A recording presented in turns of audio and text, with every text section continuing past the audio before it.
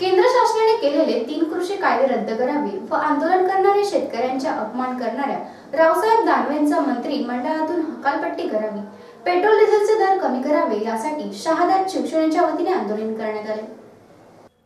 केंद्र शासनाने कृषी विधेयक कायदा रद्द करावा यासाठी सनदशीर मार्गाने आंदोलन करणाऱ्या शेतकऱ्यांना खलिस्तानवादी अतिरेकी म्हणून संबोधणारं, त्याचप्रमाणे या आंदोलनाला चीन व पाकिस्तान पैसा पुरवत असल्याचा दावा करणाऱ्या केंद्रीय मंत्री रावसाहेब दानवे यांची मंत्रिमंडळातून हकालपट्टी करण्यात यावी।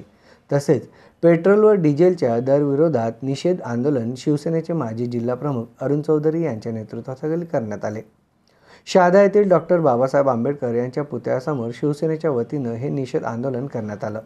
यावेळी बाजारपेठेत पेट्रोल व डिझेलच्या किमती अत्यंत कमी असताना देखील केंद्र शासन यात दररोज वाढ करत आहे, त्यामुळे जनतेची पिळवणूक होत आहे।